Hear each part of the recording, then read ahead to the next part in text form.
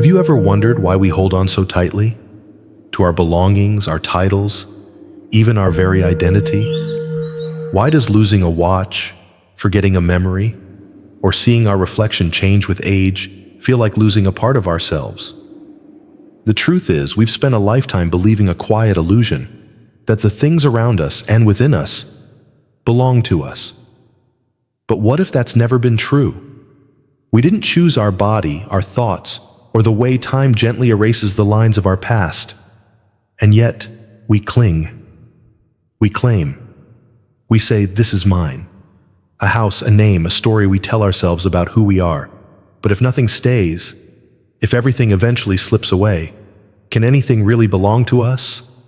In this video, we invite you to step into a deeper truth, one that the Buddha gently revealed over 2,500 years ago. The path to peace isn't found in holding on tighter, but in learning to let go. Because perhaps the freedom we've been searching for begins the moment we stop saying mine and start seeing life for what it truly is. Let's begin. Why is it so hard to let go? Even when we know something is temporary, a relationship, an old sweater, a passing thought, the mind still clings. It reaches out, grasps tightly, and refuses to release. This isn't just habit, it's chemistry. When we believe something is ours, the brain rewards us with dopamine, a feeling of safety, of comfort, of satisfaction. That's why even a cheap pen, long forgotten in a drawer, can feel important once it's missing. It's not the object, it's the attachment. The mind confuses possession with identity. A ring becomes more than metal, it becomes memory. A photograph becomes more than paper, it becomes self. And slowly, we weave a story where our worth depends on what we can hold. But as the Buddha taught, clinging doesn't create peace, it breeds fear. The tighter we hold, the more fragile life feels. A broken item becomes a broken heart. A faded achievement becomes a lost sense of self. The mind thinks it's protecting us, but it's really imprisoning us. Understanding how the mind clings is the first step to freedom. Because once we see the pattern, we can begin to loosen the grip and discover a quieter, lighter way to live. There's an old story about a monkey in a jar of nuts. The jar is narrow at the neck.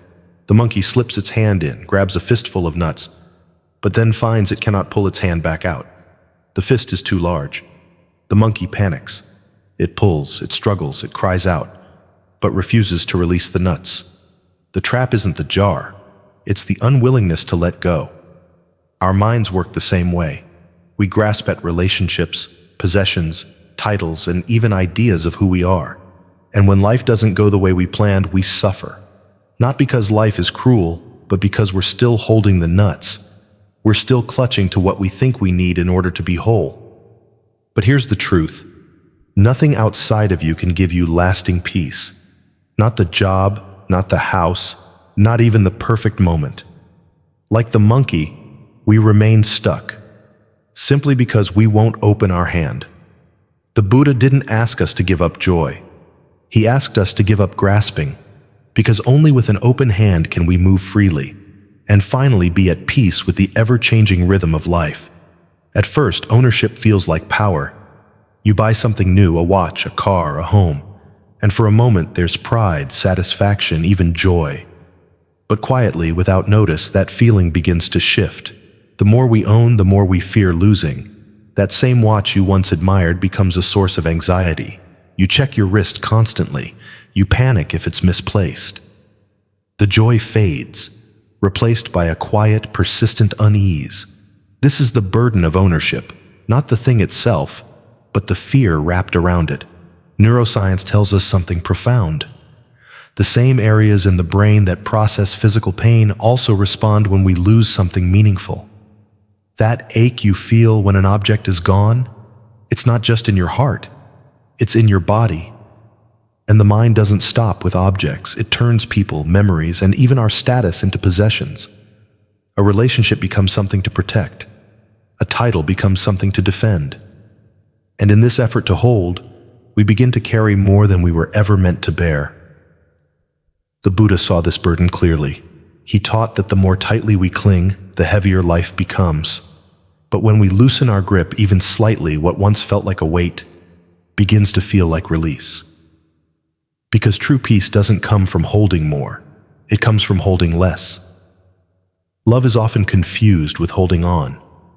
We say we care, but we cling. We grasp tightly to the people we love, our children, our partners, our friends, believing that if we just hold them close enough, they won't slip away. But in trying to protect them, we often end up pushing them away. A parent who fears for their child's safety may try to control every decision. What begins as love turns into suffocation. The child no longer feels trusted and resentment quietly grows, or a partner overwhelmed by insecurity demands constant reassurance, texts, promises, proof of love. But what was once a bond of connection becomes a cage. The tighter we cling, the more we erode the very thing we're trying to preserve. Even in friendship, we see it. We expect others to stay the same, to always be available, to meet our unspoken needs. And when they change or drift, we feel abandoned, not because they wronged us, but because we mistook their presence for something we could possess. The Buddha taught that real love isn't about holding on, it's about letting be. It's the courage to care without control, the grace to give space, the wisdom to recognize that no one truly belongs to us, not our children, not our lovers, not even ourselves. When we loosen the grip, something beautiful happens. Love, once weighed down by fear, begins to breathe again, and in that space, deeper connection and deeper peace can finally grow. We spend so much of our lives trying to control everything, our future, our surroundings, even our emotions. We plan carefully, we build routines, we hold people to expectations. And for a while, it gives us a sense of order, of safety. But deep down, there's a quiet truth we all begin to face. Control is an illusion. No matter how carefully we plan, life moves in ways we can't predict. A phone call changes everything. A storm, a diagnosis, a sudden goodbye. The world doesn't follow our script, and the more we try to force it to, the more exhausted we become. It's like carrying a heavy bag everywhere we go. At first, we tell ourselves it's necessary, this weight of control. But with each step, it drains us. Our minds race, always scanning for threats. Our hearts tense, always fearing loss. And still, the world changes anyway. The Buddha saw this clearly. He didn't teach us to control life. He taught us to understand it. To see that freedom doesn't come from gripping tighter, but from softening our hold.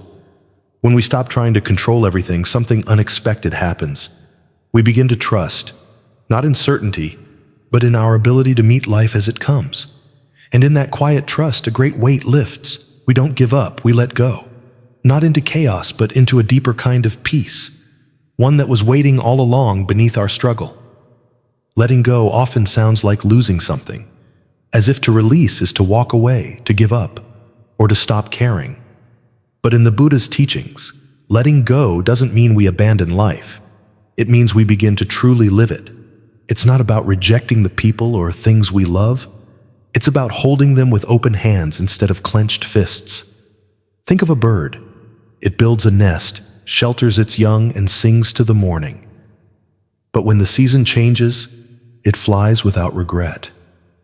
It doesn't cling to the branch or mourn the empty nest. Its freedom comes not from indifference, but from wisdom. It trusts the rhythm of life. We too can learn to care deeply, without needing to possess. Letting go means we stop trying to make people stay, stop trying to freeze time, stop trying to mold every outcome to our liking.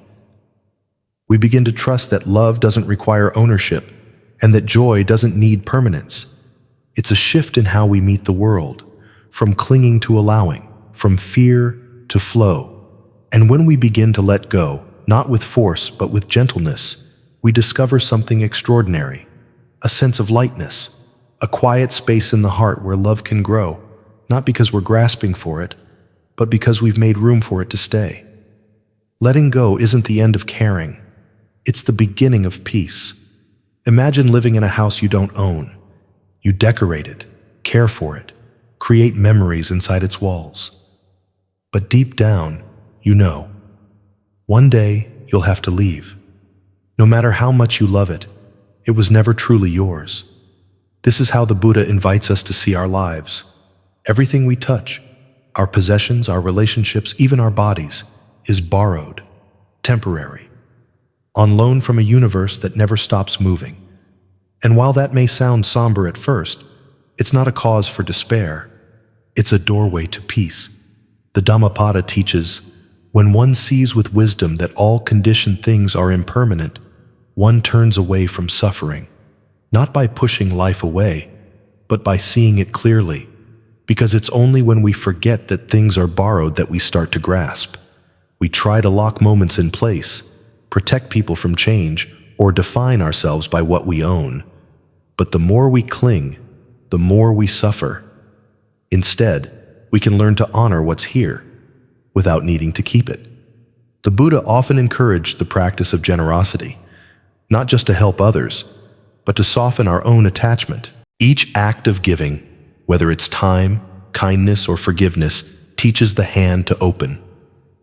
When we live with the awareness that everything is borrowed, we stop clutching and start appreciating. And in that shift, we don't lose anything. We gain everything: presence, gratitude, and the gentle joy of simply being. We often speak of ourselves as if we're carved in stone. I'm this kind of person. This is who I've always been. This is just the way I am. But beneath those words is a quiet fear that if we stop clinging to our identity, we'll lose our sense of self. Yet the Buddha saw through this illusion. He taught that the self we defend so fiercely is always changing. Look back at who you were 10 years ago, the thoughts you had, the emotions you felt, the beliefs you held as absolute. Are they still the same today? Probably not. Our identities are like clouds, shifting, drifting, reshaping with each new experience. But when we try to fix them in place, we suffer. We build a cage around who we think we are: strong, independent, successful, helpful. And then we spend our lives trying to protect that image, even when it no longer fits. A person who sees themselves only as strong may hide their pain. One who clings to being successful may fear change, even if it means growth. In trying to be someone, we forget how to simply be. Letting go of a fixed self doesn't mean losing yourself, it means discovering your freedom. Because when you stop defending who you think you are, you become open to everything you might yet become. And in that openness, peace finds a place to rest. Letting go is not a single act. It's a practice, a gentle retraining of the heart and mind. We don't wake up one morning suddenly free from all attachments, but with awareness and intention, we begin to loosen the knots one by one. The Buddha didn't ask us to abandon life, but to meet it with open hands. And one way he encouraged this was through a simple reflection. This does not belong to me. Try it. As you go about your day, repeat this phrase silently. When you pick up your phone, whisper, "This does not belong to me." When you speak to a loved one, remind yourself, "This does not belong to me." When joy arises or sorrow stirs, observe it gently and say again, "This does not belong to me." Not to push life away, but to hold it more lightly. At first, this practice may feel unfamiliar. You might feel a subtle discomfort, even resistance, but stay with it. Over time, something begins to shift. The tension eases, the heart softens, the mind no longer grasps at every thought or clings to every passing mood. You begin to see clearly.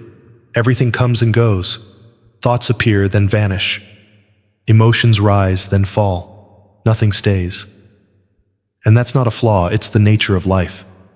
Letting go doesn't mean indifference, it means trust. Trust that life doesn't need to be clutched to be lived, that you can love without owning, that you can experience deeply without holding tight.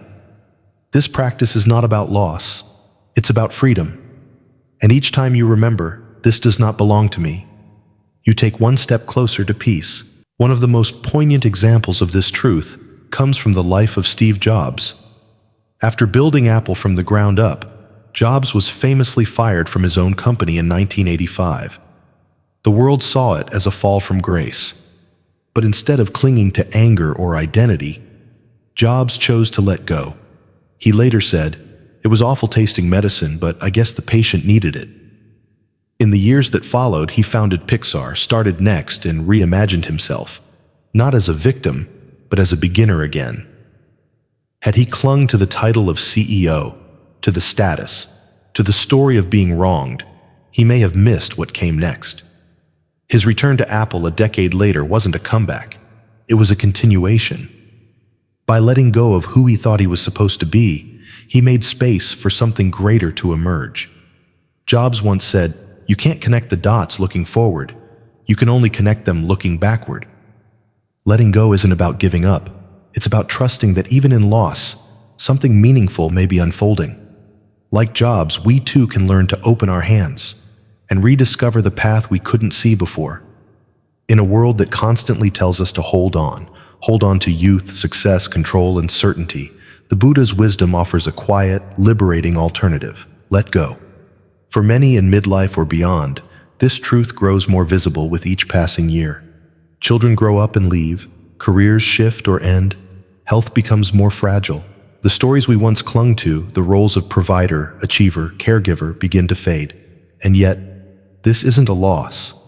It's an invitation to live with less fear and more freedom, to trade the weight of control for the grace of acceptance, to recognize that we were never meant to carry everything, only to walk gently beside it for a time. Letting go isn't about giving up what matters. It's about learning to meet life as it is, not as we wish it to be. In doing so, we discover something unexpected. Peace, not in possession, but in presence. A deeper joy, not in holding tight, but in living lightly. And perhaps that is the greatest gift of aging, this growing ability to loosen the grip, and in that space, finally breathe. In the end, the truth is simple, yet deeply freeing. Nothing ever truly belonged to us. Not our possessions, not our titles, not even the image we've carried of who we are. Life was never meant to be held, it was meant to be lived. And the more we try to claim and control it, the more it slips through our grasp like sand in a clenched fist. But when we begin to let go, not as an act of loss, but as an act of trust, we return to something more honest, more peaceful. We begin to see the beauty in impermanence. We find meaning not in how tightly we hold on, but in how openly we show up. The Buddha didn't promise that life would stop changing. He reminded us that peace comes when we stop resisting that change. And in that surrender there is strength, not weakness. Let this reflection be a quiet invitation to live with lighter hands and a softer heart, to loosen the grip, to breathe more fully, to love more freely. Because sometimes, the freedom we seek doesn't come from adding more. It comes from finally realizing we never needed to hold on so tightly to begin with. If this message touched your heart, take a moment to share it with someone who may need it today. Subscribe for more wisdom grounded in stillness and simplicity. And if you found peace in these words, let us know in the comments. Together, we create a space where letting go becomes the path and presence becomes the gift.